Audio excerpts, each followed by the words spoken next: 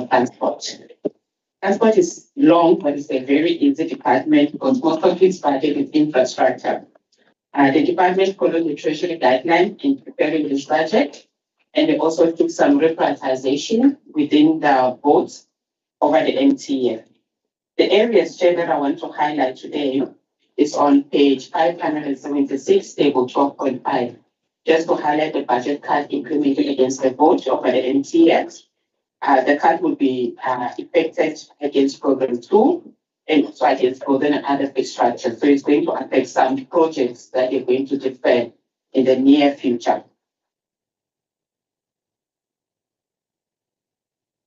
The other issue that I want to bring to their attention is the fact that they also received a 3% cost of living adjustment carry through from National Treasury, and this were implemented against Program 1 and Program 2.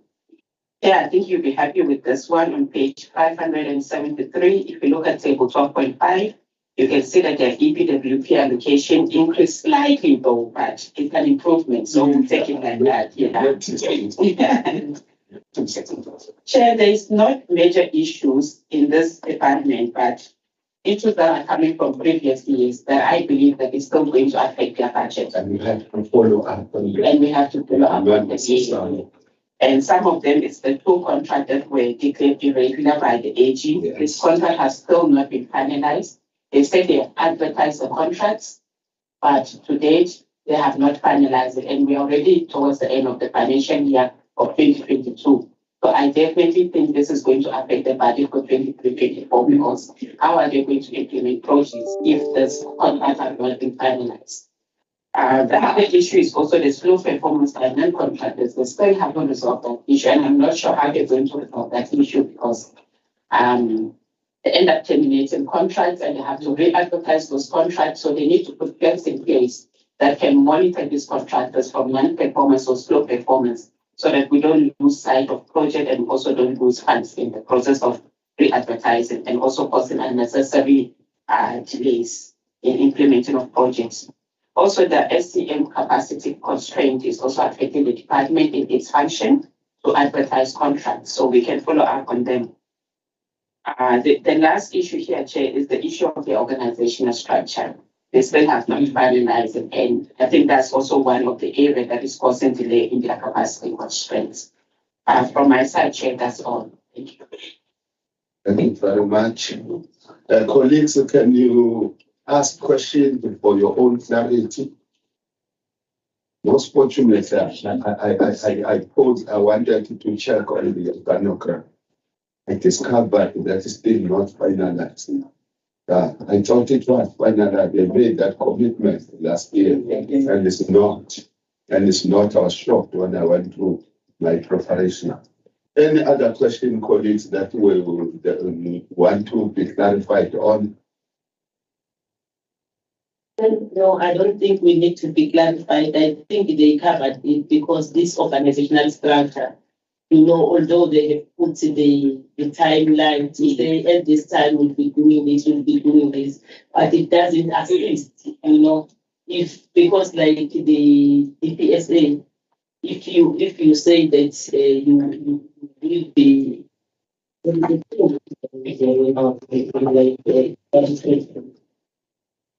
to check because they put the timelines of this time maybe Premier will be doing this by April.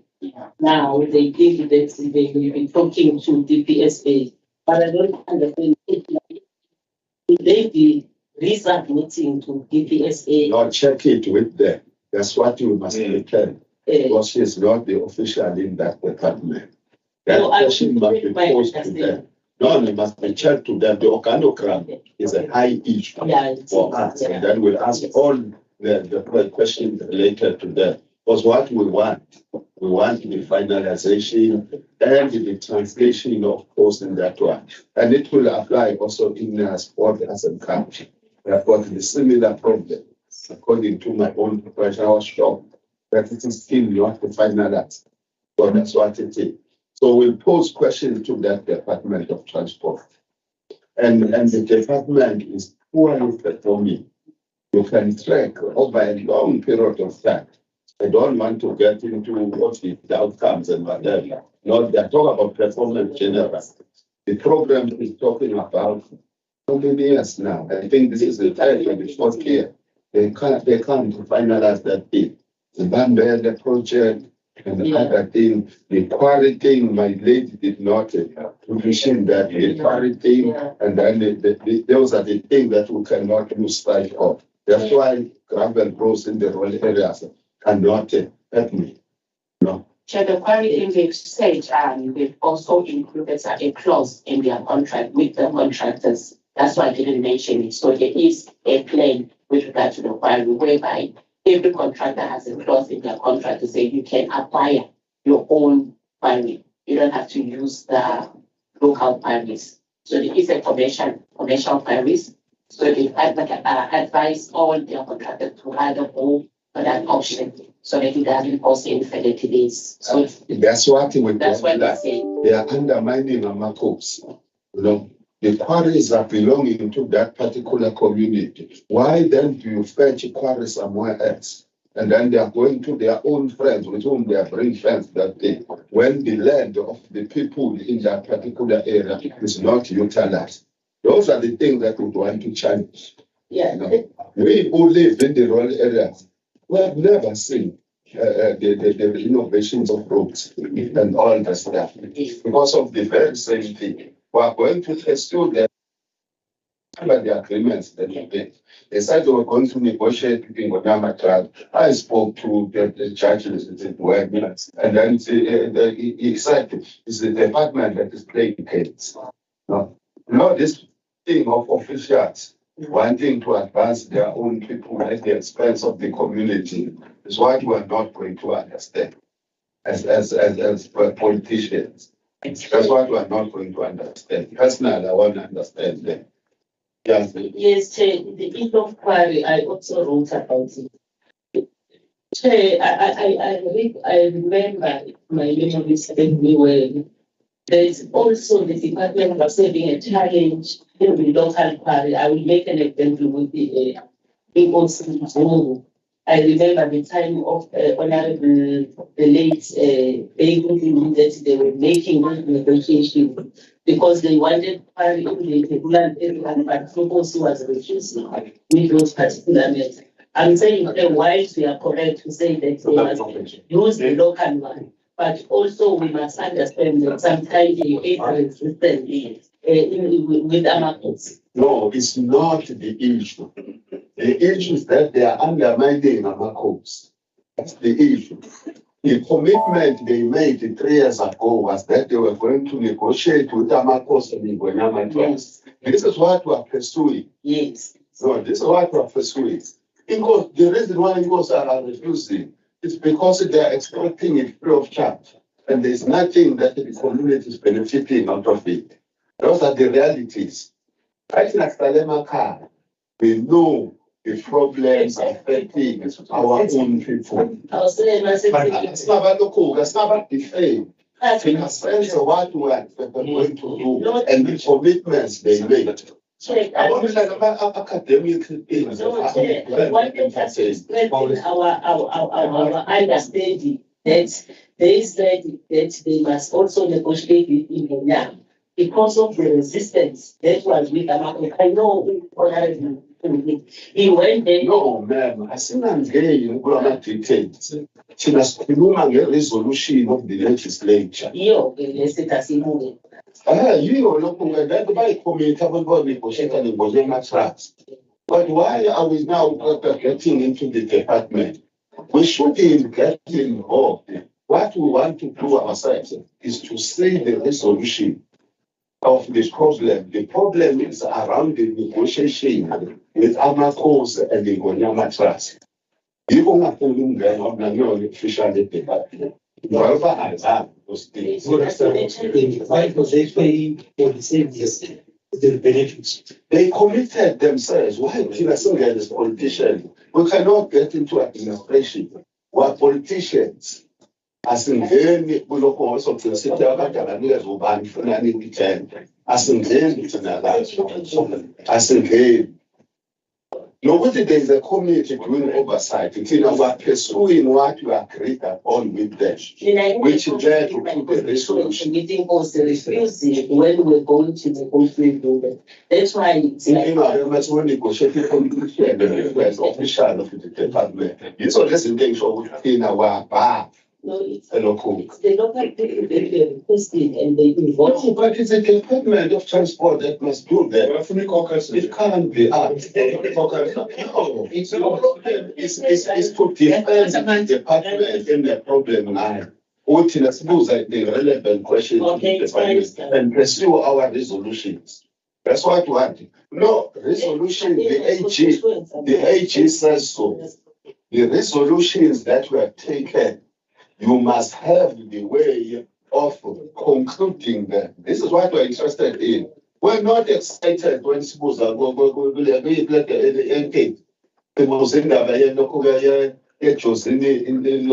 shopping sign. It's because there's a decision that was taken and is not implemented. Want to close that man, simply remove the resolution. The next department is community safety. Can I ask a question on money? On money. Please. Yes. Don't get into policy. This is what I'm avoiding. I think it was during the State of the Province address or the budget presentation. There was an amount of 2 billion rand, I think it was allocated to potholes. Do I recall that correctly? It was an enormous amount of money. I don't remember. Operation Look for Potholes. I don't remember. I'll follow up and then I'll get my researcher to give me the figures. Okay. No, good assist. Do you know about that 2 billion? I know and I'm not have been elected. Okay. Thanks. So Joanne, I wanted to say something? No. Oh, okay. Can we be briefed on community safety? Thank you, Chair. Greetings to the Chair, Honorable Members. My name is Kulanga Janga, and I'm the budget analyst for community safety.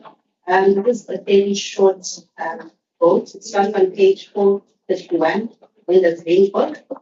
A few things that I should like to highlight. On page 439, table 9.3, it's just. Don't rush in China's guns. Yes. So on page 439 in table 9.3, we can see that the department also got a share of those budget cuts that were effected. And these were all effected against goods and services in the department, which means that some service delivery items will be impacted by these cuts. And then what's notable too in that table also is that the department also received additional allocation of 11.5 million. And this is for the community safety intervention unit, where in 22-23, the department had requested funding to start a pilot project for the protection of traditional leaders. So this project will run for a period of 6 months, and thereafter they will see how successful it is. They go back to the drawing board to see the continuation of that project. And then the last thing I'd just like to highlight is on page 442 in table 9.6. It's just notable to highlight that the department's EPWP grant has also grown. It's shown a 26.3% increase, which is very welcome and shows an improvement in the reporting of the grant on behalf of the department. Thank you very much. That is point 442, table 7.9.6. We noticed it. We noticed that one. Any question, colleagues, on community safety? Yes, my bro. The 10 million for cars? Yes. The 10 million. Sounds good. It's 20, man. That's just half. Yeah, I know, 20. Any budget for panic buttons that I will be able to police will assist me immediately. We were told that's coming. Thank you. Thank you. I think that's a question which comes to the department. As far as I am aware, in the budget, they haven't mentioned anything about time classes, but perhaps maybe as part of that pilot project that they will be launching, that's something that they will be looking into. And the 1010, is worried about the 1010.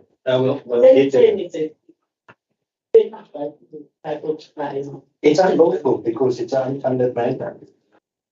That's the point. No, it is. But the reprioritization can bring it along.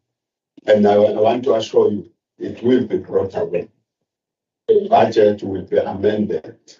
If the then government does not do so, we as the Finance Portfolio Committee as completion will be putting a lot of pressure that money is made available. We can't live inside the crime really. So it's like this.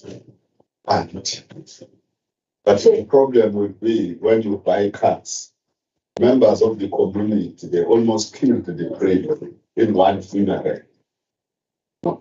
I don't know why police are hated like this. I don't know. I'm just worried. Yes, we look on to Yes, we don't put. No, they couldn't check a land, they hate land. So that she paid by the conditional plans.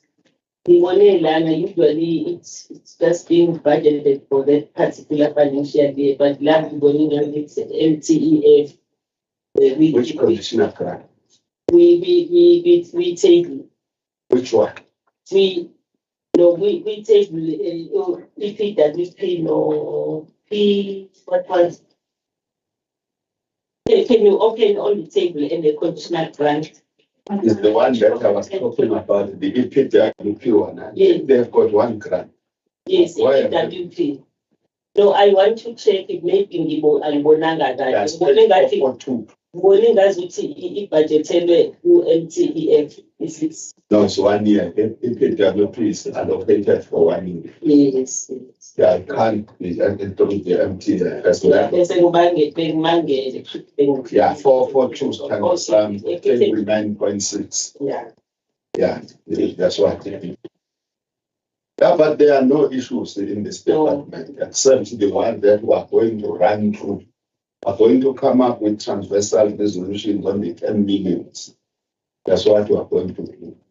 And it will come in the transversal resolution. That was specific one.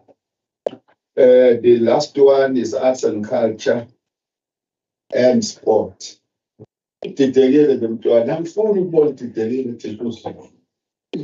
But you sold out and went to court. I didn't try to sort out. Right.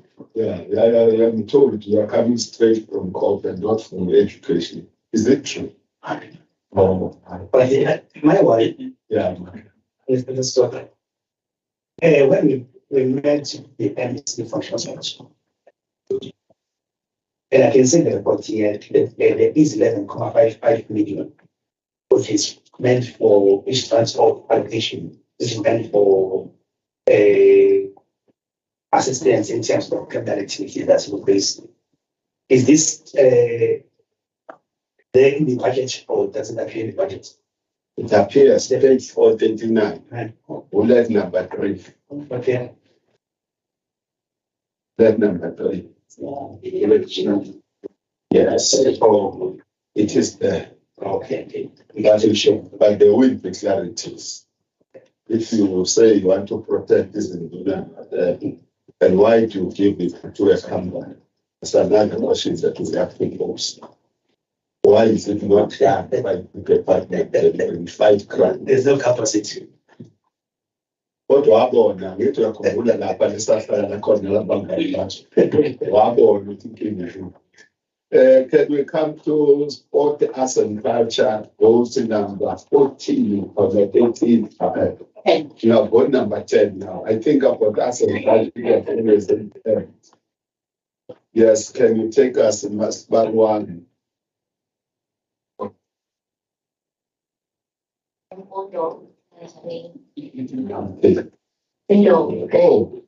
Yeah, why did I think of boy? Yeah, Chinese. Oh, All along, I used to think along those lines. Yes. W. Yes, I'm the budget analyst for sports, arts, and culture. I will be taking you through the vote for number 10, which is sports, arts, and culture. I will just briefly say that there are no fundamental issues with the departments, but they will be with the formulation of the budget. But it's in the monitoring that the budget that we should be looking forward to. So I'll just go to table 10.1 to just look at the application. It grows over the MTF. The equitable share portion is growing, as well as the conditional grant allocation, which is also seen to be growing. As indicated, Chair, the EPWP grants are just allocated for the first year of the MTF period, with no allocation going forward. Well, then I'll just take you through the summary of the budget at economic classification as well as the program level. I'll just be looking at a few economic classifications that I would like the Chair and honorable members to question the departments on. If we look at as noted by the Chair, the department's compensation of employee budgets is growing over the MTF. But at this moment, the department does not have an approved organizational structure. It is working with an interim organizational structure. So this was one of the items that when the merger was happening, that the department should have sorted out. So this is one of the items that.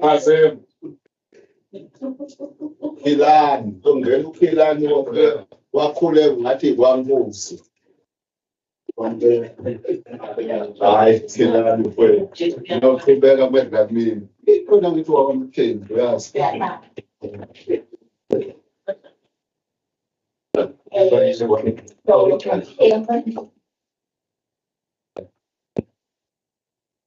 Also, as I mentioned, the departments would like to monitor the finalization of the organizational structure. Also, what has been also a major thing that we'd like the neighbors to also monitor would be the procurement of library books under program 3, and that is mentioned on at program level, and it is under program 3, and it is on page 472 of the report, where the department done budgets for the procurement of library books under program 3. And this has been a major challenge over the years for the departments because they don't have a procurement policy for the purchase of library books. And this also affects the community library services funds. Also, one of the other items I would like the Chair to also monitor, it would be the transfers to municipalities, which is under program 4. Program 4, which is sports and recreation. The department budgets for transfers to municipalities for the construction of sports facilities. However, it has been noted that the monitoring of the transfers to municipalities seems to be a challenge for the department, which can over time cause under expenditure. And my last point would be under building and other play structures, as we noted, especially with the arts and culture side of the departments, spending on buildings and other fixed structures has been a continuous issue with the departments, and the under expenditure has been largely because of not obtaining approval for the construction of libraries in municipalities, whereas the department is already budgeted for the construction. And at times it has been noted that the departments will construct a library, but the libraries are not operational. Connectivity issues like connecting electricity, as well as sometimes just running of the library. The library will be built and will stay vacant for a very long time. So those are other answers that I will note with the department. Thank you. Thank you very much, colleagues. Any questions of the board? You are saying, I heard that they are advertising the official opening of July. I heard it in new course. Oh, I said, oh, the problems have been resolved in the active and the problem of July. Yeah, no, I was quite happy. But we are pressurizing as you are indicating, Mtef. Two main libraries, especially modular libraries that are not offered in the province, that I'm aware of, including in my own constituency. The former MBC opened one, which had been built I think, long years, but then we discovered it, and then we communicated with the department directly through the MBC. Fortunately, she sorted out all those things. You know, we were quite happy about that. But there are some that I'm aware that are not operational, that we are pursuing. There's a bit of the connectivity. So what is the problem? And the problem is with the agreement. The provincial department, as you are indicating, and the municipalities. I have always advised, correctly so, remove this thing from this so-called municipality.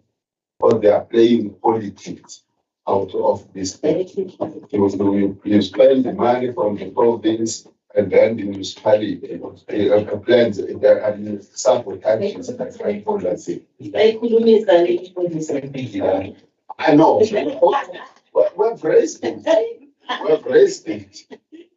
Raised it.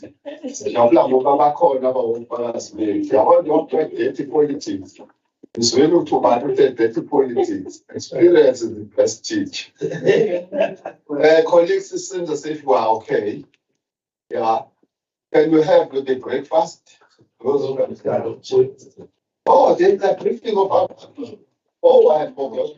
Oh, I didn't prepare. I'm very sorry about that. I trusted you. Yes, madam. Thank you, Chair. Good morning, everybody. My name is the budget analyst for Amafa. And I'll be taking you through their budget.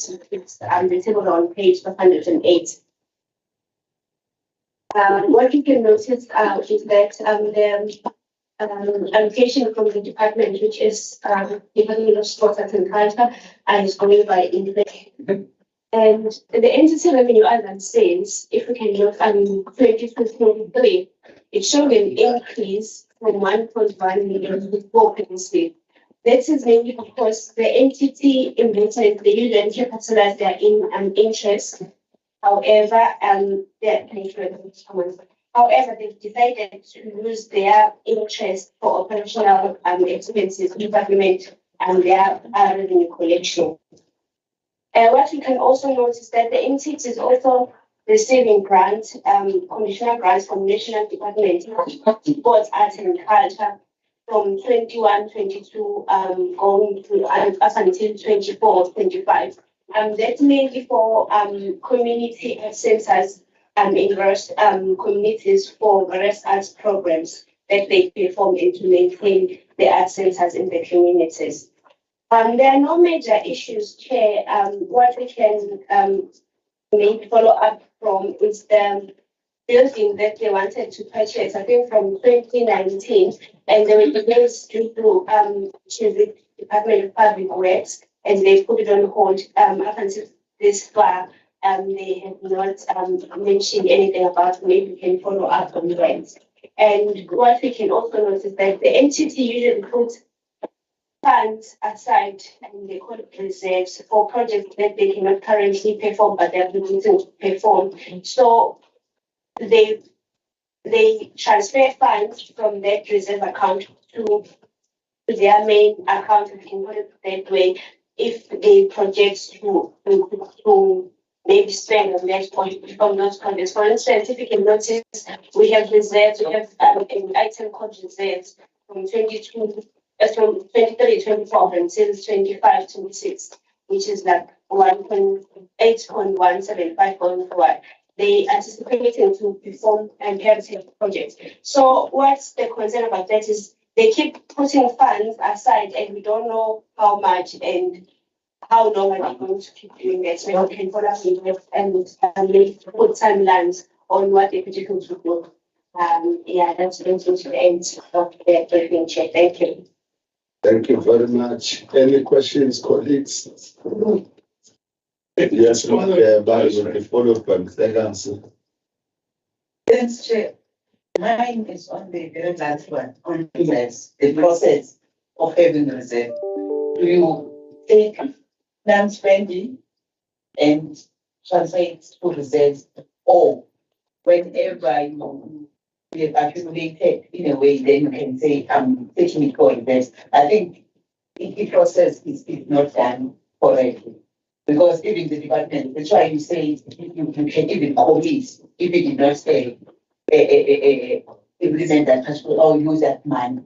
But to say will not spend and take it to reserve, I think there's some consensus. Just on the purchase of the building, this is an ongoing saga. How have they secured this building? Who does the building belong to? Has a deposit been paid? Because normally you can't delay these transactions. And is the purchase of the building budgeted for? If so, is it just gone over every year that this is being delayed? If we want to answer the question, because we might not have details, we will plead that we tell us of course with the department. Yes, ma'am. Thank you, Chair. And the first one, the purpose, we also agree with you, don't feel the process is going to be looking also to the aging. And so she was, they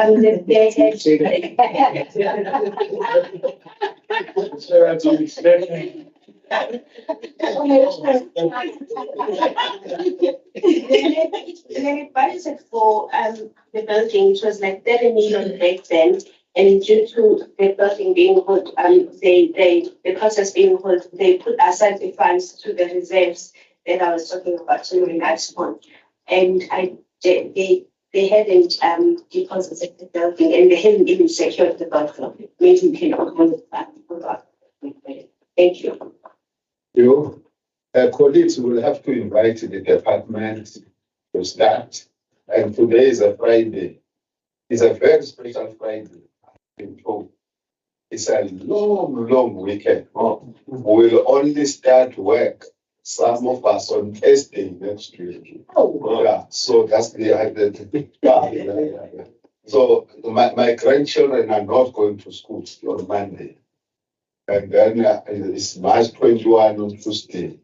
And we don't work on Wednesdays a couple of days. So that's why I'm saying we'll only start it. Colleagues who must invite the department or change what to be again.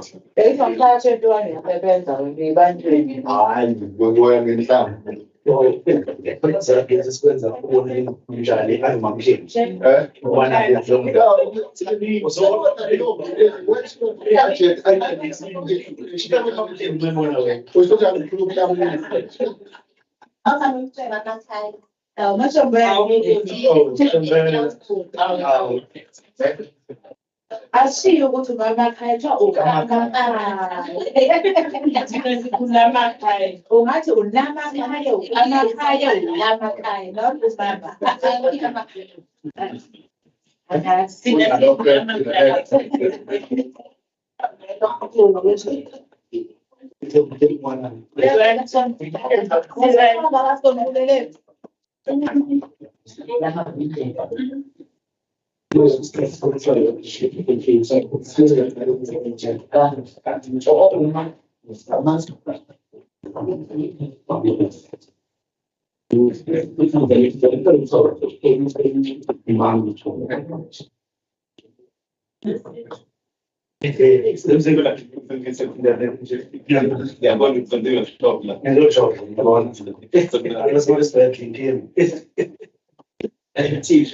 But that's how we do it.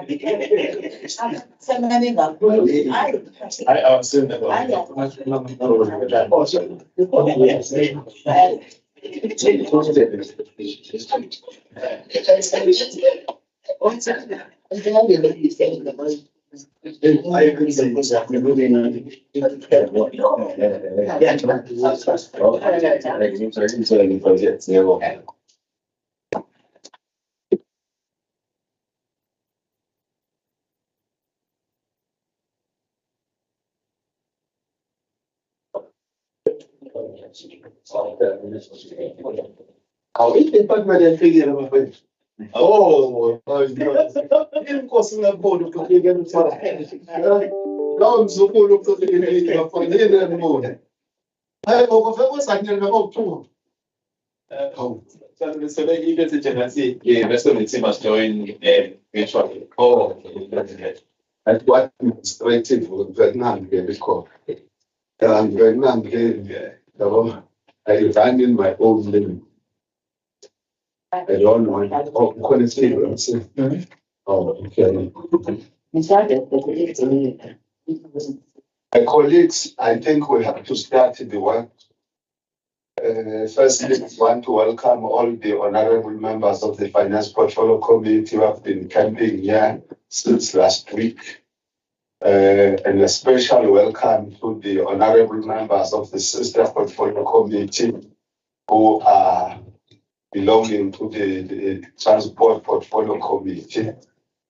We are also welcoming our own MEC, Honorable Tomuga, whom we thanked so well yesterday for achieving the Izinduna birthday. I wanted that to be known. I wanted to record that because I know the history of that strike. Tomuga played a major role in ensuring that Izinduna birthday is secured. We also want to welcome you, Mzukulu, HOD, and Mr. Ngosi. I don't know whether Ngosi is now the CFO in Fanawagwe. 30 months, 30 provinces, welcome you and all other officials who are connected virtually. We also want to welcome our friends who are the employees of the legislature with whom we are camping here, doing what we are paid to do. And we also want to welcome our friends from media, if they are connected, and the members of the public at large, who are our principals. So we have welcomed everyone. So I want to move to the apologies. I did not receive any apology, Mr. Tsenge. Are there any apologies that you are aware of? Thank you, Chair. They're not really apologies, it's just some of the members will be attending the church. They are Honorable Evie Dure, Honorable Mtef, Honorable ALBERTINA, Honorable Mtef. Thank you, Chair. Thank you very much. I can see Honorable Tabisa VFH, the system. I've seen Honorable Gabenda. I can't locate others, but I haven't seen the bishop give it to the bishop could have been that might be in that dating that I can't see. So thank you very much, colleagues and the officials of our government. We're moving to the constitution of the meeting. I will always keep with mention this. I have been a member of the Finance Portfolio Committee for a very, very long time. But from 2014 to date, we have never had a meeting that is not correct because members are absent. That's never happened. And we are one of the committees that holds more meetings than any other committee in this legislature, but none where we committed fruitless and wasteful expenditure. So we really appreciate the deployments from the different political parties. On the constitution of the meeting, we want to say that the meeting is correct as usual. On the adoption of the agenda, we want to indicate that we have got 3 departments that we are having today. The Department of Transport with more than 5 billion rand that is allocated for the current financial year. We will also have the Department of Community Safety and Liaison with a mere 250,000, 250 million rand. And then we'll be having vote number 10 with less than 1.5 billion rand. So, and the one entity, that's the hearing for today. So that's why then we must be mindful when we're raising issues and we don't get caught up in that heavy traffic of the entry, which is very, very dangerous. But there is no issue that we leave out. If we have missed one, we are going to identify that issue through resolutions. That's what we normally do. So we want to check if this agenda is moved and seconded. Thank you, Honorable Chair. I propose that we accept the agenda as present. Thank you very much. Any second, okay, bomkhulu bengimistake ngomamthembo. No,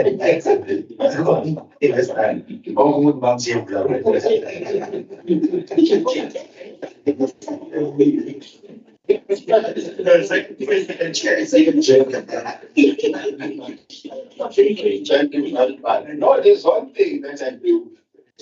I go to Inyanga and buy this to protect myself. I chose there among so many ladies. Why can't I budget for it solar?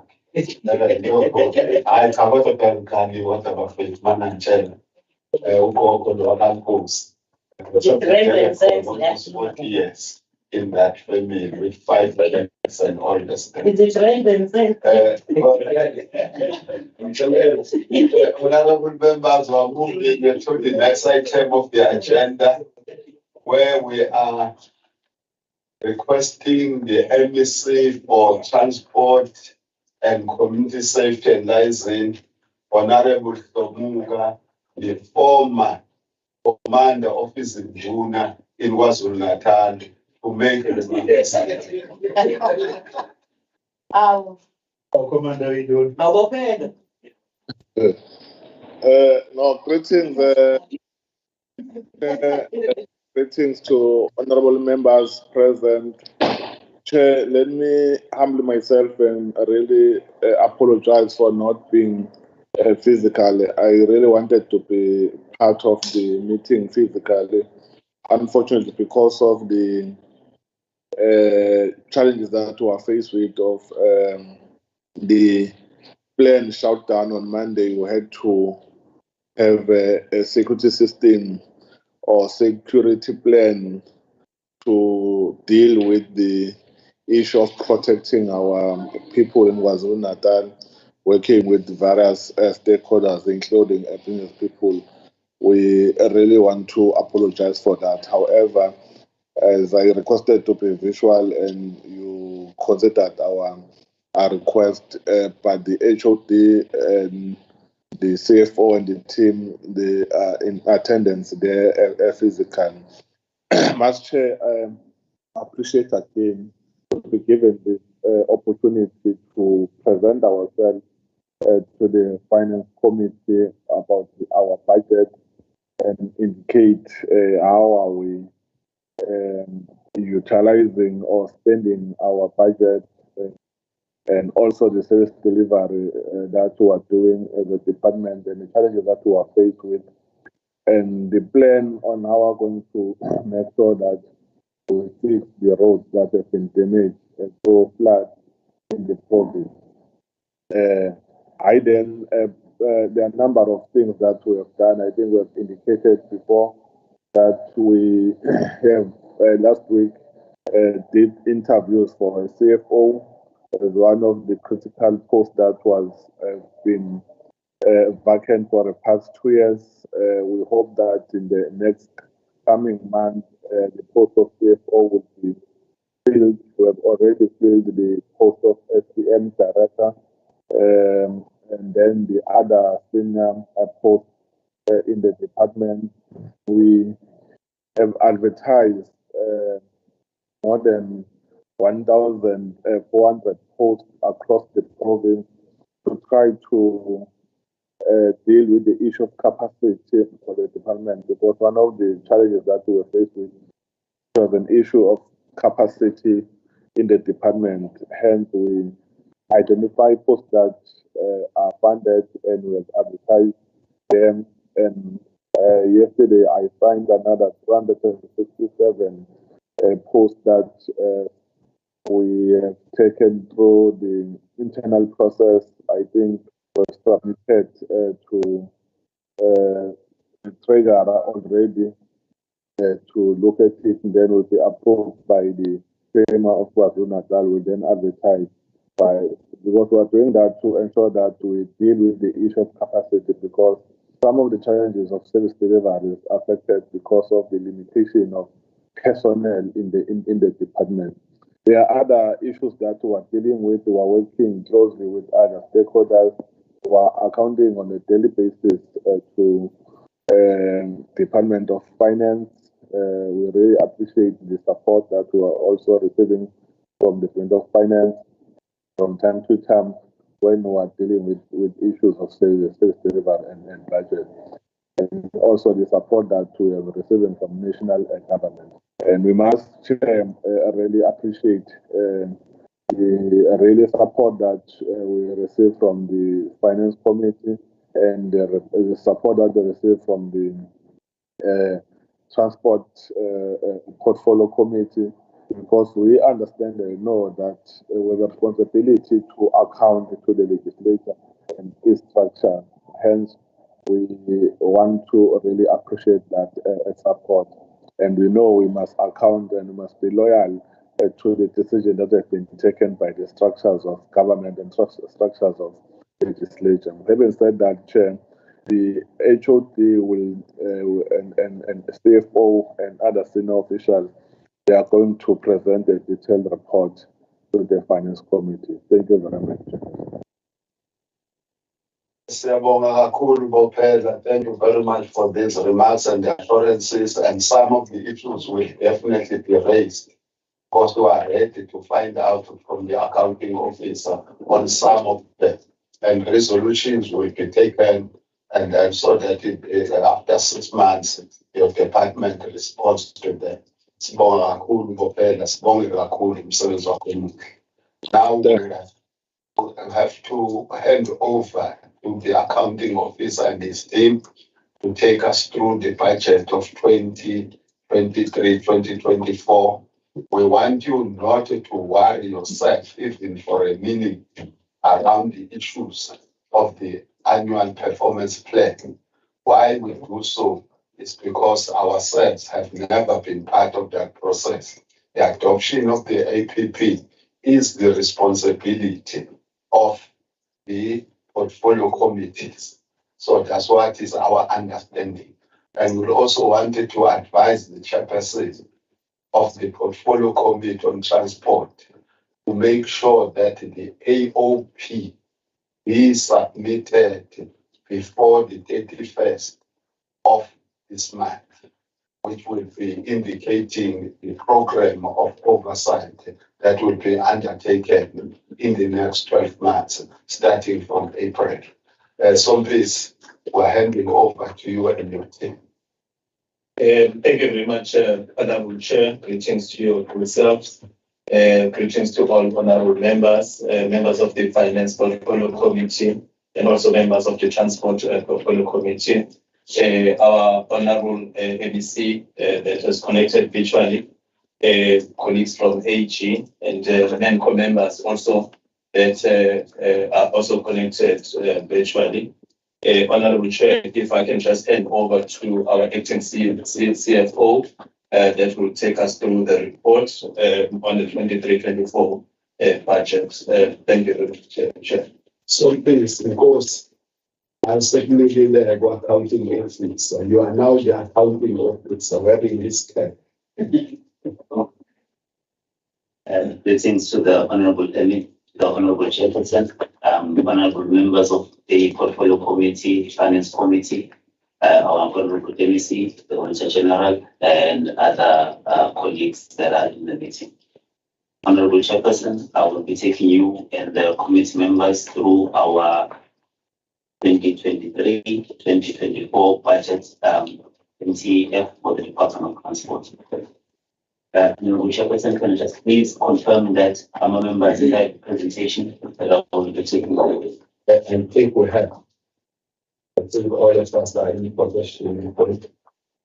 Honorable Chairperson, on slide number 2, the department is confirming that we have aligned our budget with the NDP and MTSF as requested, where we have also aligned our budget with 3 priorities, which is priority number 2, that deals with economic growth and job creation. Priority number 5 that deals with spatial integration, human settlement, and local government. Priority number 6 that deal with social cohesion and safer communities. Within these, we have listed our priority projects as a department, our comments and inputs, the programs that relate to it, and the budgets that have been allocated to these national development plans and MTS. On slide number 5, Honorable Chairperson, I will be taking you through to our carryover or carry-through budget cuts that have been implemented since 2021-22 financial year, will be showing that go on to the 2025-2026 financial year, with 2023-2024 financial year having a follow-through budget cut of 1.137 billion rand. 2024-25 going over to 1.121 billion rand, and 2025-26 going over to a cut of 1.202 billion rand. On slide number 6, Chairperson, it is just a detail that is taken in terms of cuts that have gone through our allocated and budget committees.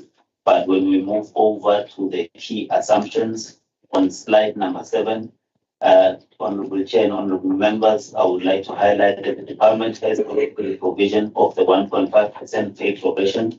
However, it should be noted that no cost of living adjustment has been budgeted for in the 2023-2024 financial year and 2025-2026 financial year in line with Treasury regulation guideline. All inflationary increases have been based on CPI projections. And Honorable Chair, I would like to highlight that for the 2025-2026 financial year, our baseline has only been increased by 4.48% as stipulated in the 2023-2024 MTF Treasury Guideline. Honorable Chairperson, the department is still under review in terms of our organizational structure, where it has not yet been finalized. However, any adjustments that will be required will be made in year after a prioritization exercise. I would then like to go over to slide number 8, where we are now looking at our summary of estimates by program. The department has been allocated a budget of 12.966 billion rand in the 2023-24 financial year, increasing slightly to 12.480 billion rand in the 2024-25 financial year, and then increasing again to 13.008 billion rand in the 2025-2026 financial year, where administration starts with 656 million, including 780 million, increasing to 714 billion rand in the outer year. Transport infrastructure is starting with a budget of 9.297 billion rand, decreasing to 8.329 billion rand, and increasing slightly in the outer year to 8.970 billion rand in the outer financial year. Transport operation, we've allocated a budget of 1.8 billion rand in the 2023 financial year, increasing to 1.896 in the 2024-25 financial year to 1.971 in the outer year. Transport regulation, we have allocated a budget of 1.152 billion rand in the 2023-24, increasing to 1.206 billion rand in the 2024-25 financial year, and then in the outer year increasing again to 1.262 billion rand in the 2025-26 financial year. Our community-based program, which is program number 5, it starts with a budget of 46 million rand in the 23-24 financial year, increasing to 48 million rand in the 24-25 financial year, and increasing again to 52 million rand in the 2025-26 financial year. Honorable Chairperson, on slide number 9, we're just giving a summary of estimates per program, where we would like to highlight that our allocation as a department is made up of equal share and our conditional grants, which I will expand further on as we progress in the presentation. I would then like to move to slide number 11, where we then start to get into program, where we've got program 1. In the main program 1 deals with our administration, where under program 1 we are going to be focusing on improving our digital strategy and automation, where the department is also looking to enhance our security services. We are also looking at this program where we are dealing with our bursary program as part of the main functions that we do under this program. Under this program, under slide number 12, we have got allocation over the Mtef chairperson, where we start off with a budget of 656 million rand in the 2023-2024 financial year, increasing to 708 million rand in the 2024-25 financial year, and increasing again to 740 million rand in the 2025-26 financial year. Honorable Chairperson, I'd like to highlight that the bulk of our budgets under this program is with corporate support, where we would have our security services, IT, legal services, and other corporate services, corporate support services that are sitting there with the purchase of vehicles, maintenance of our buildings. That is why the bulk of the budget is under corporate services. Going over to slide number 14, where we get on to public transport infrastructure. In the purpose, I would like to highlight that 72% of our budget is sitting under program 2, where 9.297 billion rand has been allocated to the program in the 2023-24 financial year. 8.619 billion rand has been allocated in the 2024-25 financial year, and then increasing slightly again to 8.970 billion rand in the 2025-26 financial year. Honorable Chairperson and honorable members, I'd like to highlight that under this program, we have our construction sub-program, which deals with your new construction, your upgrading, and the rehabilitation of our road network infrastructure, where it starts off with a budget of 4.4 billion rand in the 2023-2024 financial year, increasing slightly to 4.072 billion rand in the 2024-25 financial year, and then increasing again slightly in the outer year, 4.133 billion rand. We also have our maintenance program, where bulk of our budget is also sitting with 3.974 billion rand in the 2023-24 financial year, decreasing slightly in the 24-25 financial year to 3.667 billion rand, and increasing again to 3.918 billion rand in the 2025-26 financial year. Honorable Chairperson, I would also like to highlight that our provincial road maintenance grant is sitting under this program that has been allocated to the department, where I will also elaborate on the figures as we move on our presentation. Under this program, Chairperson, we also have your program for Usihamba Sonke. We have got our program for our basic bridges with fuel season program, and also our EPWP program is also housed under our program 2, where it is implemented. Moving on to slide number 17, Honorable Chairperson, we also have following agencies that assist the department as implementing agents, where we have SANRAL with the number of roles that they're assisting the department with, which is M4, R102, P107, and P103. Most of these were affected by our floods, and currently SANRAL is assisting in reconstructing the network infrastructure. We also have the National Department of Public Works, which is assisting the department with our Bailey Bridge program together with SANDF, where they are assisting the department, and that memorandum of agreement is valid from 2020 to 2025 financial years. Over to program 3 under slide number 18. Mainly under this program, the department is dealing with our subsidized services, where we are dealing with our bus operators, subsidized public transport. We also have our learner transport program under this new program. We also have our program for Chogalula, where we are transporting our learners that travel long distances, where we assist them with our bicycles for this program. Under this program, Honorable Chairperson and Honorable Members, our budget starts off with 1.815 billion rand in the 2023-24 financial year, increasing to 1.896 billion rand in the 2024-2025 financial year, and increasing again to 1.981 billion rand in the 2025-2026 financial year.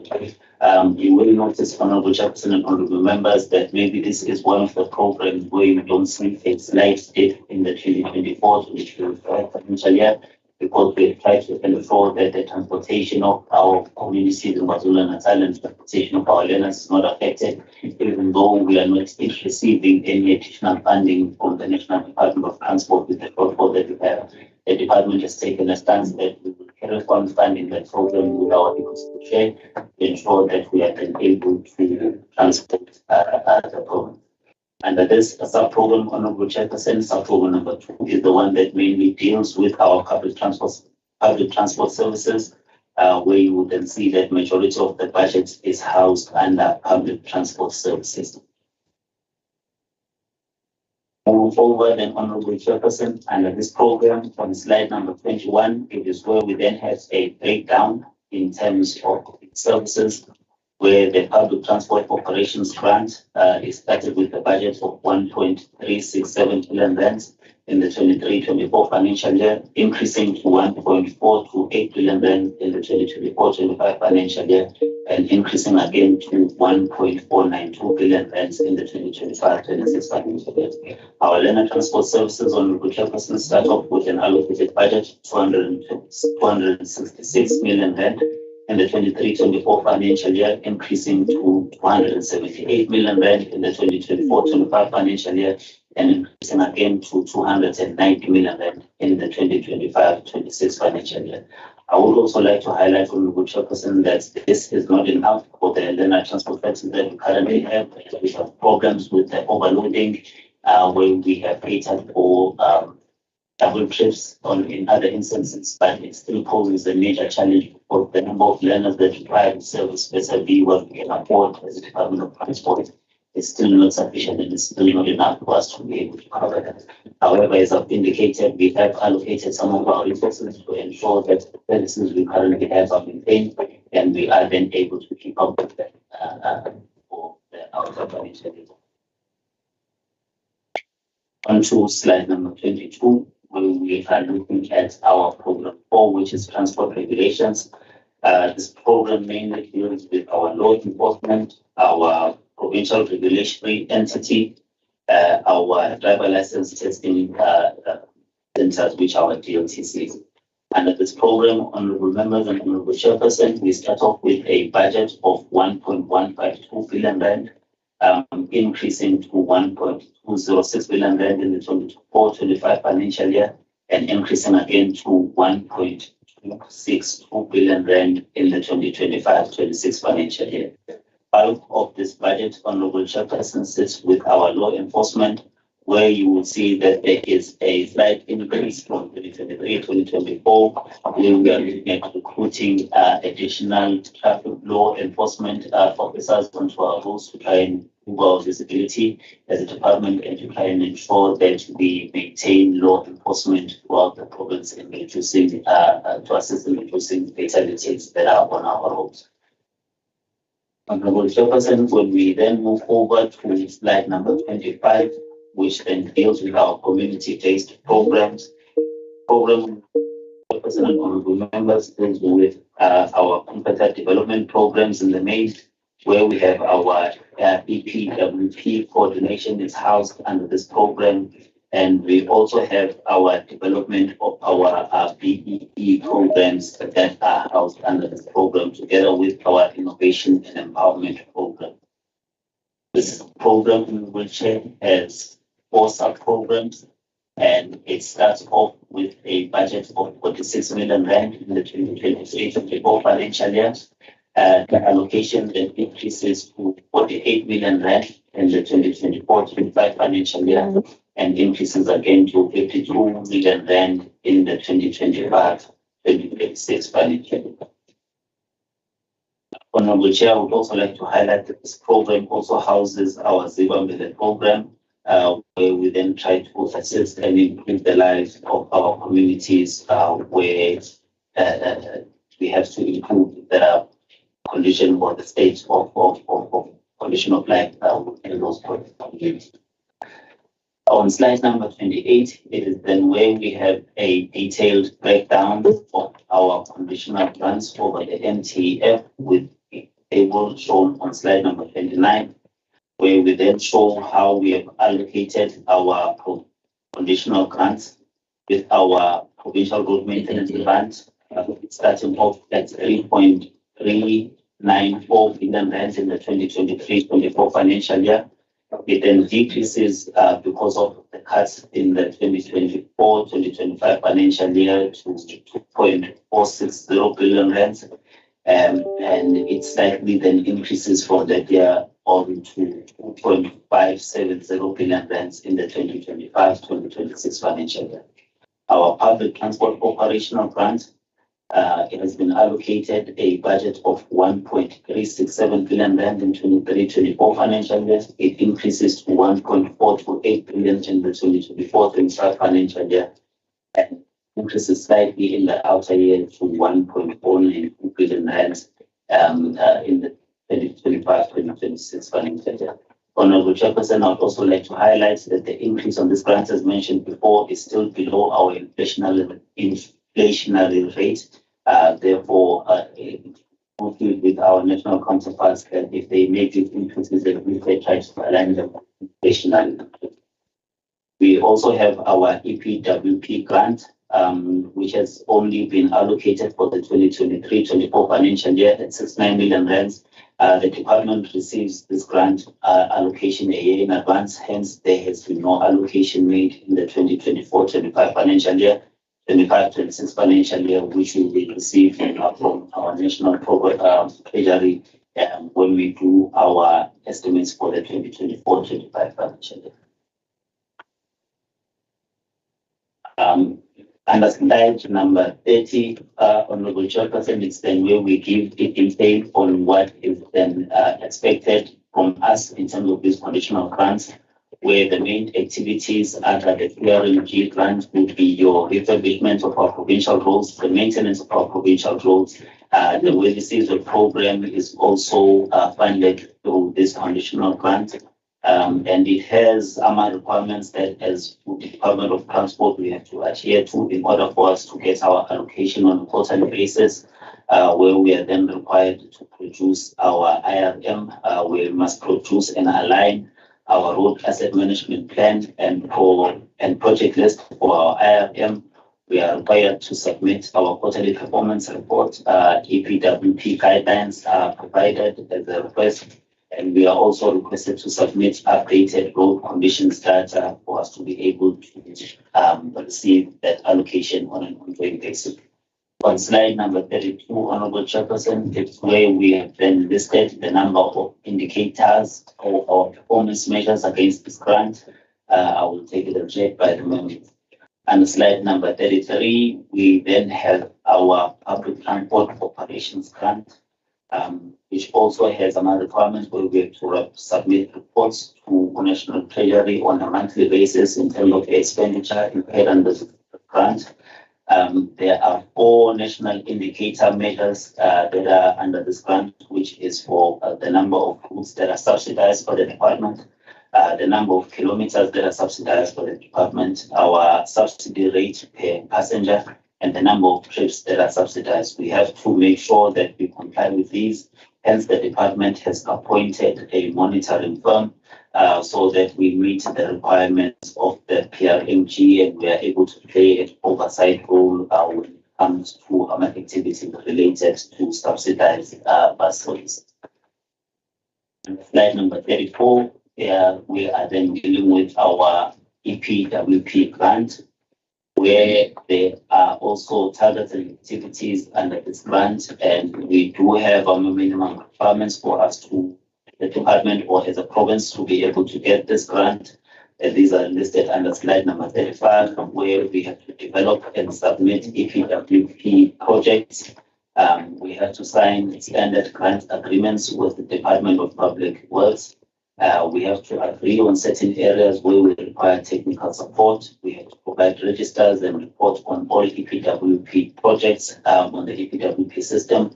We also have to produce monthly expenditure reports that needs to be submitted to the National Department of Public Works. Moving on to slide number 36, where we have a detailed breakdown in terms of our infrastructure projects or capital expenditure that is incurred by the department and the budgets allocated thereof in slide number 37, where we are then looking at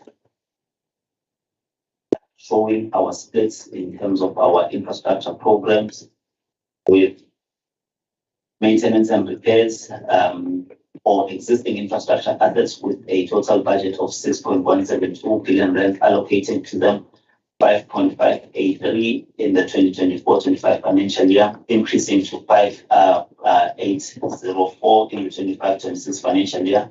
And under existing infrastructure assets, it is where we then have our maintenance and repair activities. We have our upgrades and additions under this program. We then have our refurbishment and rehabilitation of our roads network infrastructure. And if you add those three activities, they will then give you a total that is shown under existing infrastructure assets. We also have our allocation for our new infrastructure assets, where we have allocated a budget of 870 million rands in the 2023-24 financial year, decreasing slightly of 678 million rands in the 2024-25 financial year, and increasing again to 699 million rands in the 2025-2026 financial year. We have no infrastructure transfers. We also have data for our strategies, our things, especially because under this infrastructure, not just and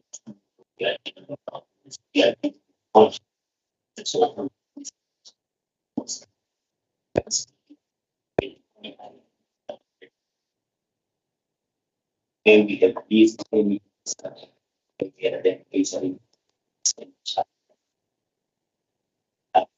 non-infrastructure items is where we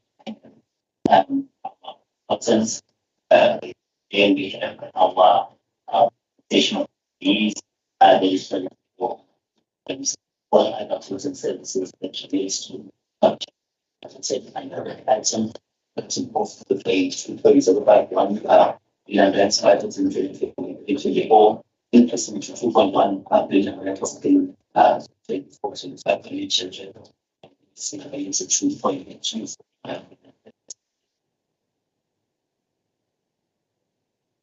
In the slide 8, 39, another 12% is where then we give in detail the type of activities that fall under these programs, in terms of our maintenance activities with the descriptions and the main scope to assist and this many lines of the study.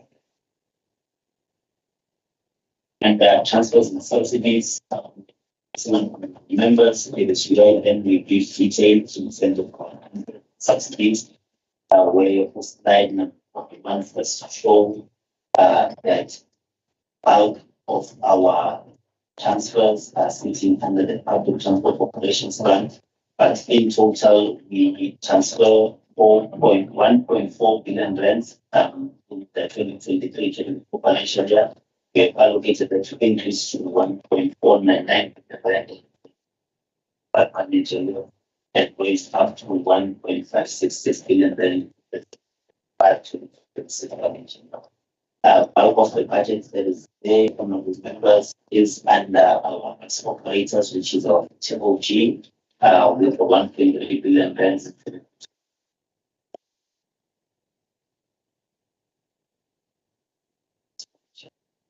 We also have our transfers where we have our non-profit organizations where we assist and MOU our and Santaco, then see the department, some of our programs, like the formula program and the activities with the assistant departments. Transfer to them. We also have our reports, where we do our transfers, we transfer social benefits for staff that have extra, we then have to become a payment to them. We also have our other transfers and subsidies for our folks where we then pay our claims against the state, which our last mention, that is the best.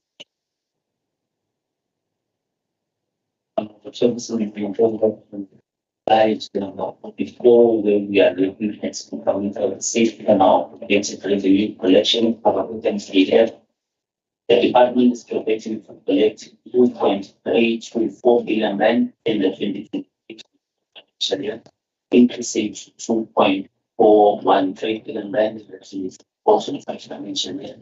Against 2.521 billion rand in the 2025 financial year. Majority of our collection under these items is one of our motor vehicle license collections, which is the registration of motor vehicles, where 2.201 billion rand is allocated in 2024, 3.289 is projected in the 2024-25 financial year, and increasing to 2.3 billion rand in the 2025-26 year. I would like to highlight the numbers as well. In this category, the department has also submitted where we want to increase to be licenses, so the place that we charge for lessons, so we can ensure that we have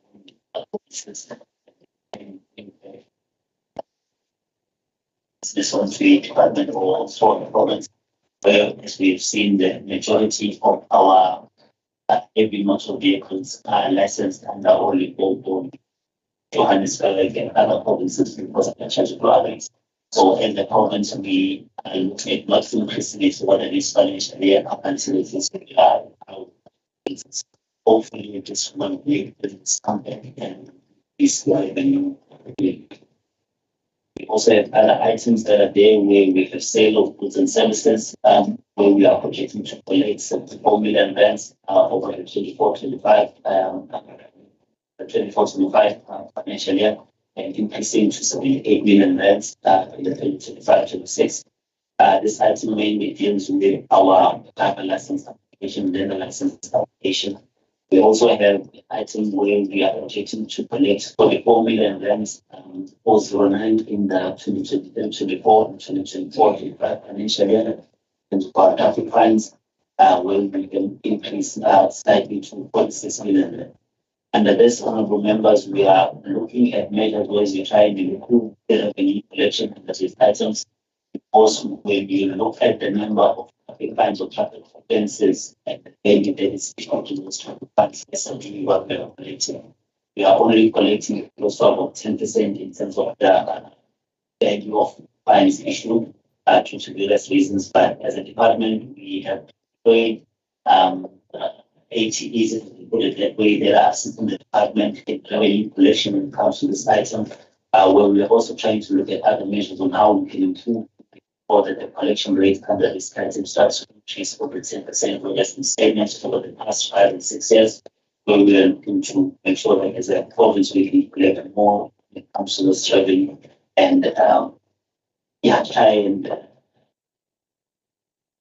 assist them on what sort of thing paying their traffic fines, for example. On the Chairperson, we also have a sale of our capital assets that we have projected under which is at 1.7 billion rand over the 23-24-25-26 financial year, and increasing slightly when we're looking at disposing our assets that are no longer used by the department or that reach their useful life. We've also have our transaction for financial assets and liabilities that we pay under these department, which is also projected at a 2.107 billion rands across the NTF side. And the slide number 45, slide number 47, but just 50 questions as to what is detailed in those items.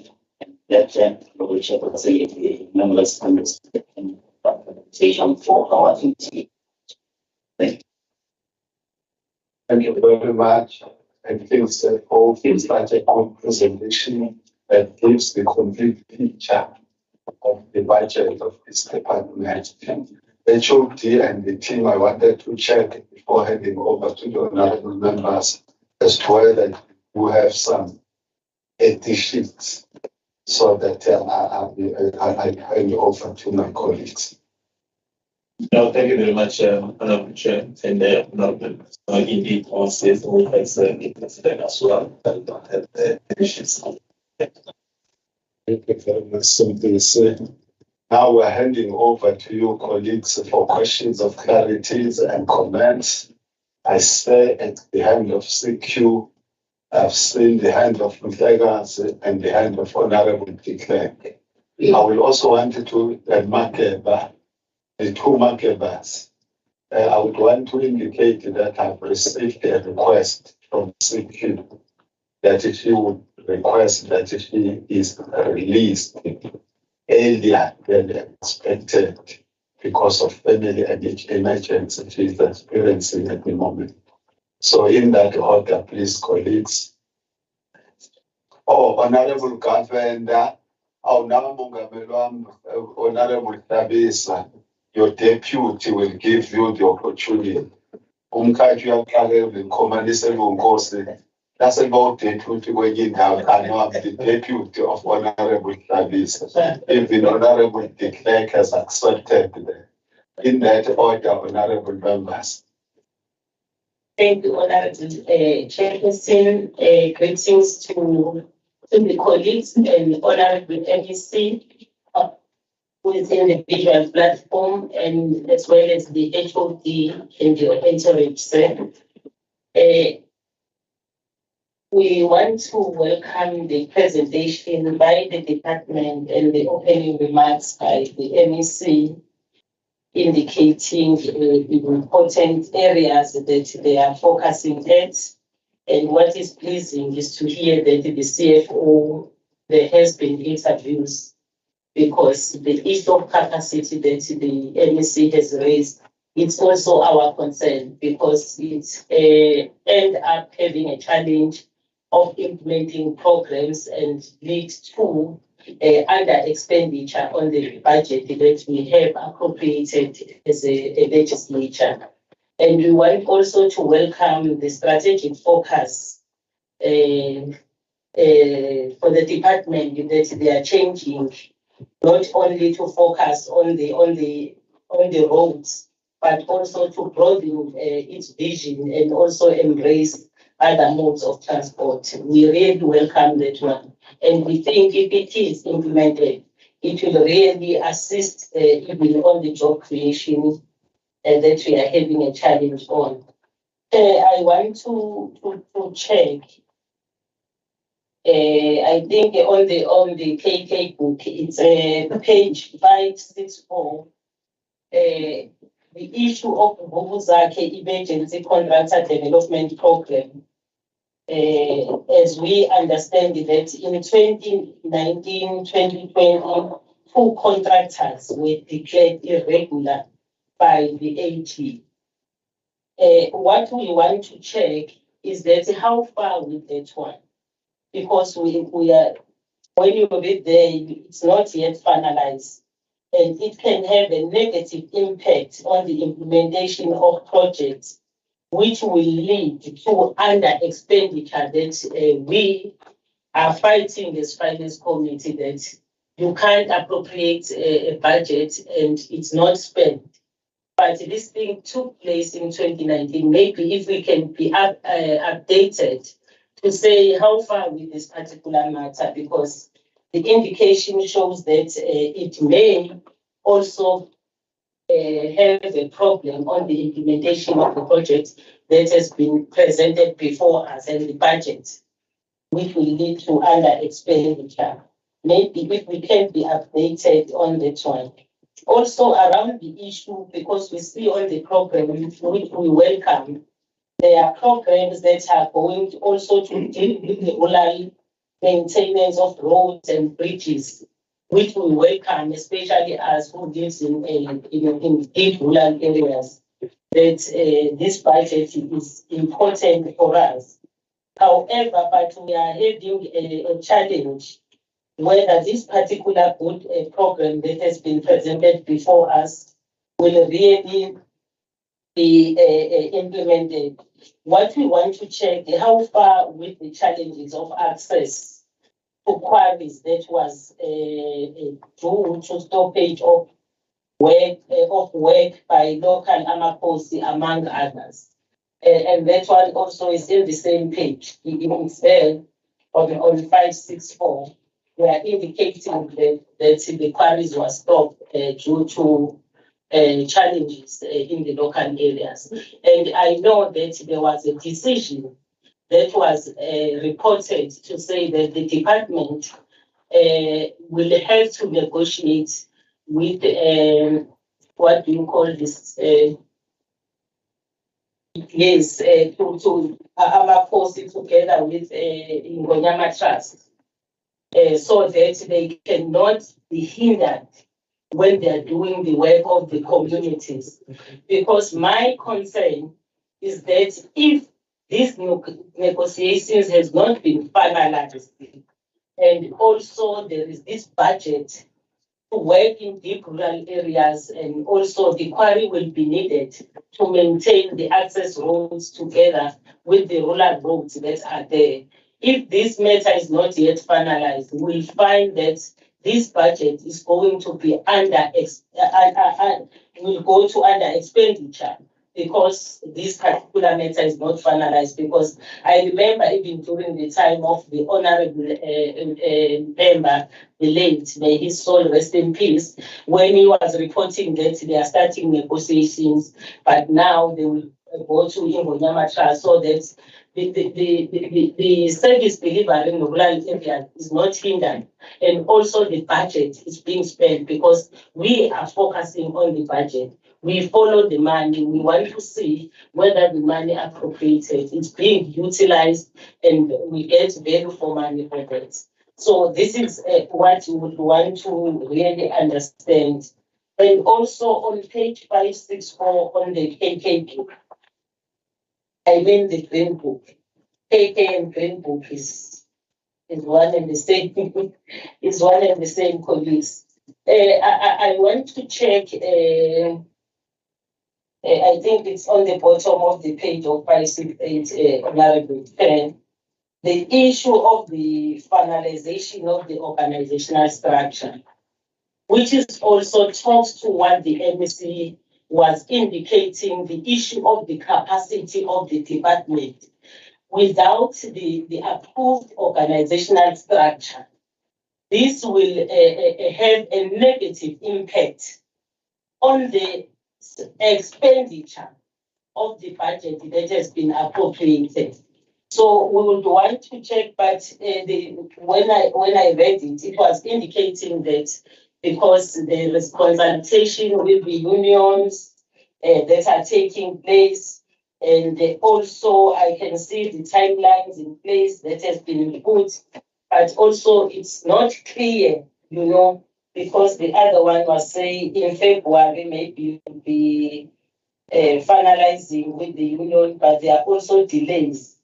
It is our concern. I think we are requesting that the department must fast track this organizational structure, because if the issue of the capacity will continue if you don't have the structure that is approved. And I want to check also, because here you have got the timelines around the organizational structure that I think the department, the portfolio committee will be monitoring the timelines that you have put in place. But I don't know when we are saying consultation, formal consultation with the DPS through the OTP on the 15th of April 2023. It sounds like there has been no formal discussion around that particular matter. It will only start in April.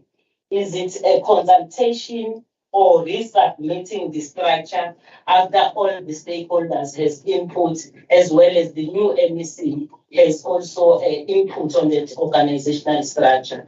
Because if it is left like this, you can't hold the person accountable because it's still a consultation, which means that from April, it's a continuous consultation. It doesn't have the end to say by that time we think we'll be finalizing the matter.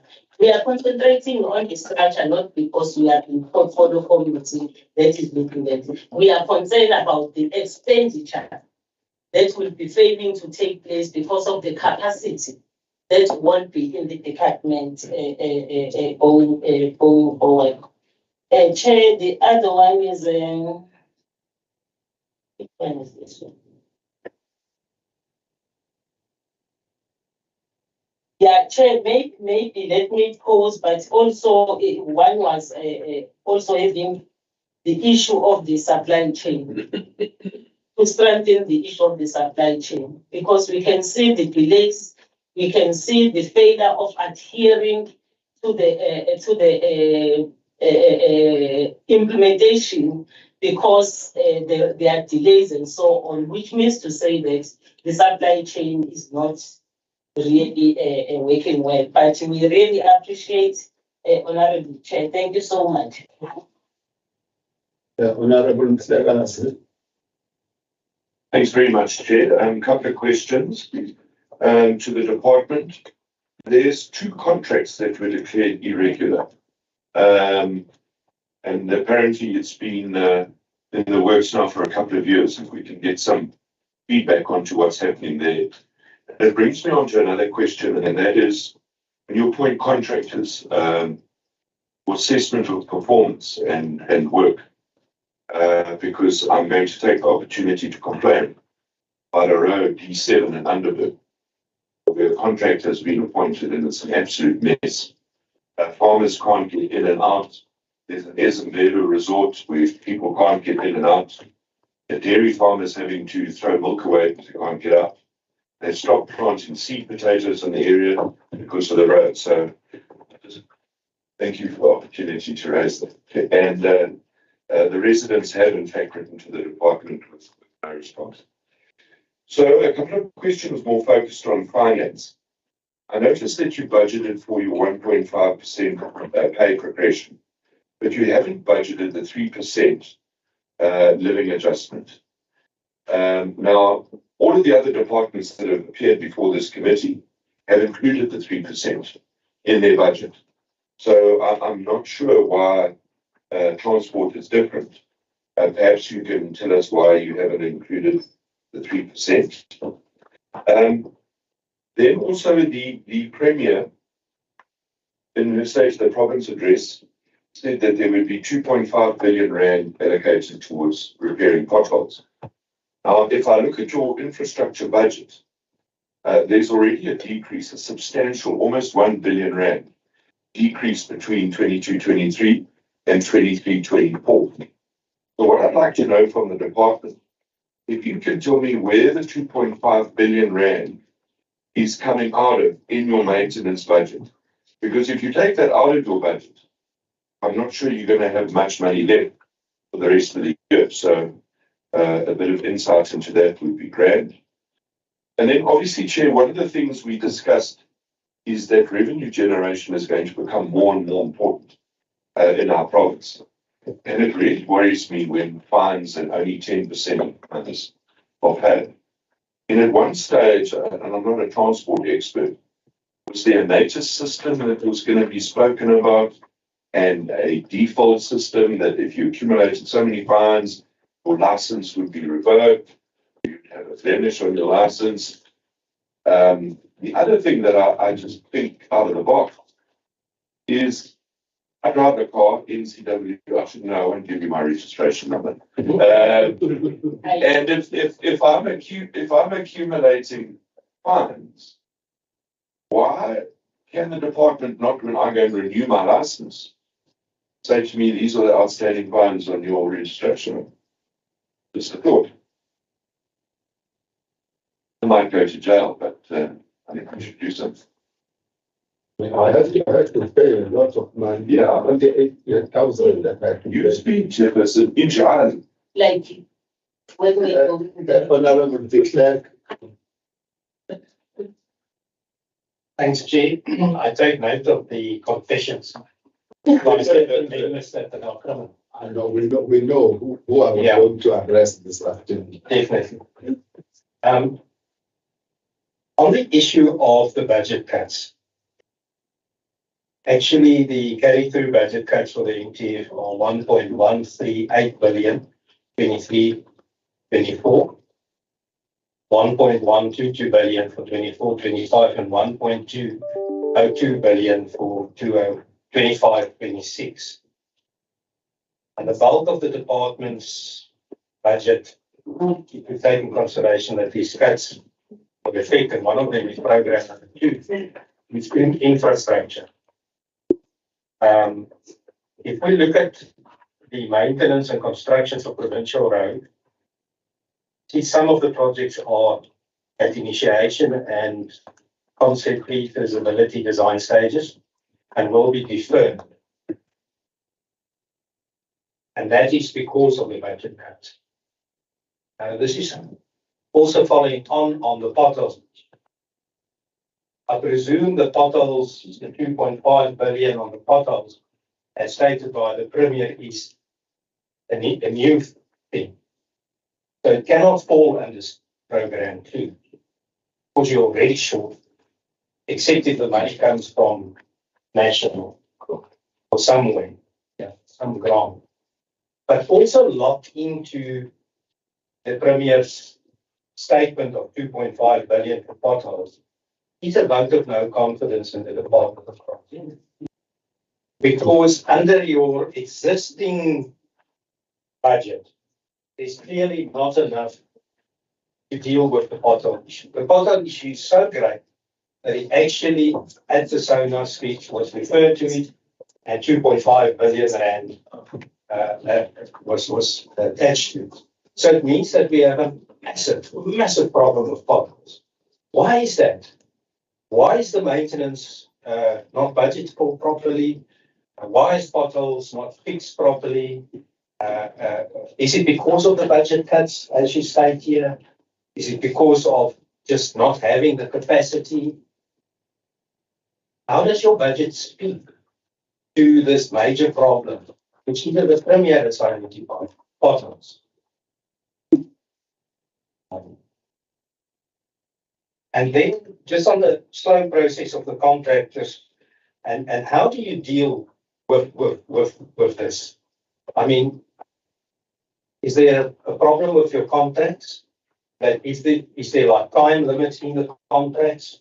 A building contract usually has within so many months this must happen, within so many months this must happen. If it doesn't happen, you have to pay a fine. That's how building contracts work. I just want to clarify, is that the same if your contractor doesn't comply with the conditions of the contract? Do they get fined? Does matter, the finances get deducted from the contract price? And is the contract cancelled in proper circumstances as quick as possible? Thank you.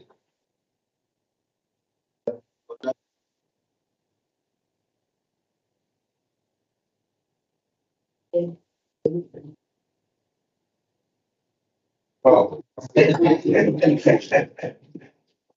no, that's Jake. Continues to the Honourable Minister, MEC, AOG, and the entire team. Not Chair, just more questions in relation to the budget for 23-24. There's an issue of disasters in our roads. Disasters, and also two-point disasters now in Newcastle, the area of Amafa, and other areas of Mkanya. May I check whether you receive any disaster budget funding from national?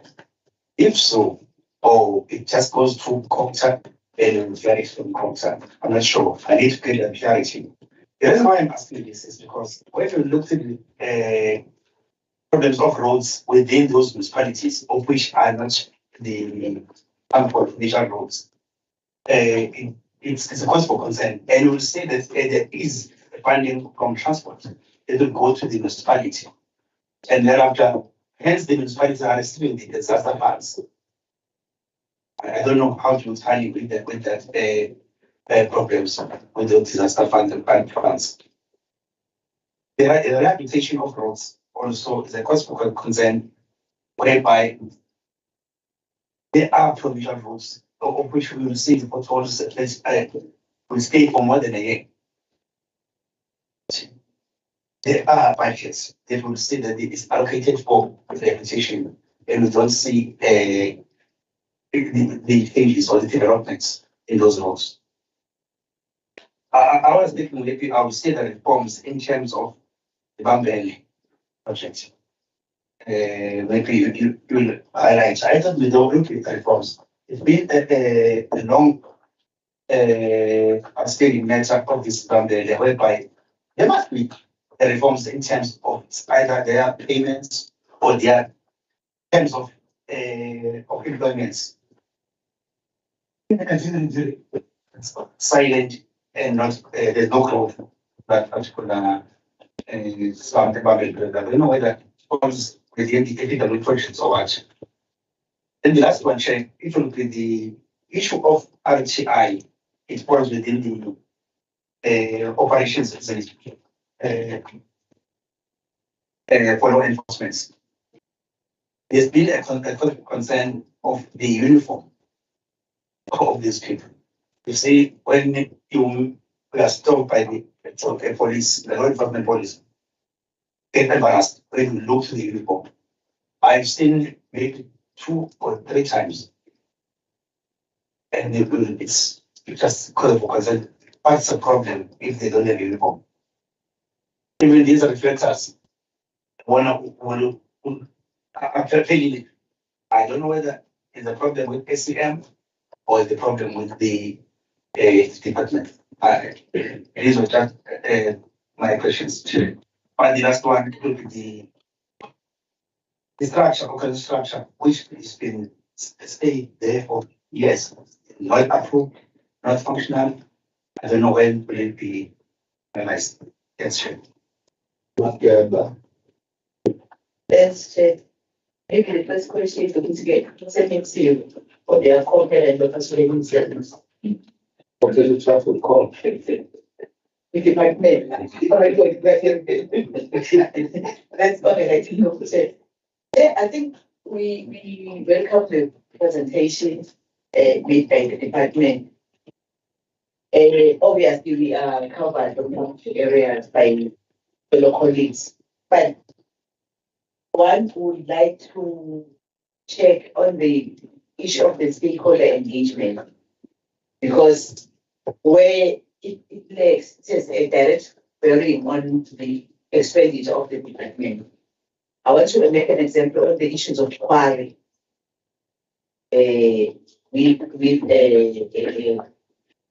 Discussing you find it HOD that for some reasons, yes, Tina, since I told her that call. The challenge is actually now what are the plans or in very direct bearing on the issue of the expenditure of the department. But also on the issue of page 569 in transport operations, there is the particular cost interface. Number one would be interested on the progress on it, because also some of the challenges are bigger than we're interdicted, so we cannot continue.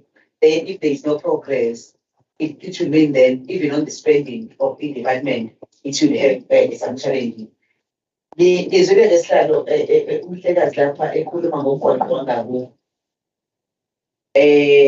We also have a concern. Generally, I think the district office in Ayamanayo, but if there are challenges, other stakeholders, I touch on board. We couldn't was in a project by various reasons and various stakeholders, but we didn't put it under. So, they want the why they try to do the same delivery, or the izinto zokuhamba nabantu abasebenza lapha kuleyo. And over-ke ngisho umhlekazi uma beya interested eHOD ukusebenzisana ngoba siyasebenzisana noSANRAL as well. There is no progress on M2 towards Mtef Plus. And you'll understand to M4 on the other side to the challenge and R1 with who on the other side to the challenge. So we really appreciate, we are only requesting that also if Singing together and kind of compound would come on board and assist moving forward. In advance, it's implementation of but obviously we really affected as the people of the province. Thank you so much, Chair. Thank you very much. Honorable Governor, there is the opportunity now. Thanks, Chairperson. Chairperson, colleagues have covered quite a bit, but just a few things that I want to raise. One is, as Honorable Madlopa has pointed out, the department has underspent, but they are saying that they project to have fully spent their funds for this financial year. If they could update us on that as to whether the funds were spent. The second issue, Chairperson, is around learner transport. Now, you know, the department deals with a lot of learner transport. And what we are being told is that it's not fully funded. This is the thing. I'm just trying to find the page, Chairperson. I think it's page 574, if I'm not mistaken, right? Sorry, it's page 570, right?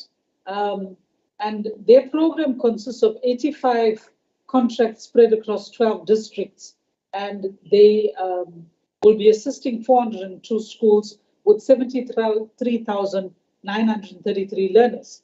But the budget allocated is lower than the 22-23 allocation. And they are saying the top-up amount is only likely to be allocated in the adjustments estimate. So there's no certainty about it. It may or may not be allocated depending on the availability of funds. What are the plans? Because learner transport, obviously, is something that can't fall in the province. Then the next point, Chairperson, is on page 570, I think it is again, and this one is on the Bailey bridges, 17. These are bridges that are constructed in rural areas. Now, again, they've got some funding for the construction of these bridges, but what would happen with the balance of the funding that is required over the MTF? Where do they envisage funds coming from? Because this is another important program. And then my last point, Chairperson, is around the vacancies. The department has had a huge number of vacancies. There's been issues around the organogram. And I think at some point it was 6,017 vacancies, but they are looking at filling 2,099 vacancies in the 23-24 financial year. Do they have the funding for this, and how realistic is this projection? And what is the, well, we've seen the impact on service delivery in terms of the department, but how do they look at this going forward? Thank you. Thank you very much, Honorable Governor. Honorable Kabisa, it's your time, my leader. Thank you very much, Chairperson. May I greet the Honorable MEC, the Honorable members, and the officials of the department. I want to join colleagues to welcome the presentation by the department, and I was covered on the organizational structure and the SCM processes as has been raised by the previous speakers. Honorable Chair, before I raise just two questions, I want to make a comment. I heard when the mention was made of the provision of the bicycles to school learners. One chair would want to appeal as I witnessed the provision of bicycles at Mtubatuba High School a month or two ago, that it will be great if these resources are really given to learners who need them. Mtubatuba High School learners did not need the bicycles, but we saw how these bicycles were given to learners who really don't need them. While one appreciates the efforts done with the little budget, but when it is executed, it does raise a concern. It's just a comment, Chair. My first question, I just want to understand why the department carry on beginning new projects while the old projects have not been concluded. I will make an example, Chair. P451. Honorable Umavimbela, Umkaya, and yourself, Chair, you will know this road. It connects Hlabisa and Hluhluwe, is more than 10 years now. It's incomplete. The road that connects Nongoma via Hlambanyati and Hlabisa, if it is not P735, is more than 10 years now, not complete. The road P713 is more than 10 years, incomplete. I just want to understand, because this will be a recurring thing that the department present budget to us, roads to be done, and these roads take more than 10 years. And they embark on new projects while the old projects have not been completed. What is the rationale behind this? And number two, if you look at the maintenance and repairs, the allocation looks as 3.9 billion, and the premier spoke of 2.5 billion for potholes. Is the commitment made by Premier catered in the presented 3.9 billion? Thank you, Chair.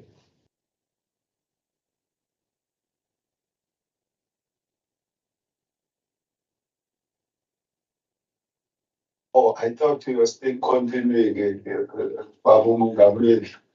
No, I said thank you. Ungazuthi ngiphuthe power. Kodwa kwi-conference elandelayo angiyithatha. I was understanding you. Colleagues, thank you very much. We would request that the officials of the department respond to questions, not in details. You know why? When they were raising questions, personally, I was developing areas of resolution, because we don't want questions that I think are relevant getting posed, and then we don't have a resolution, because in 6 months down the line, we would want to see the responses to each and every critical question that was posed. So HOD and your team, we are giving it over to you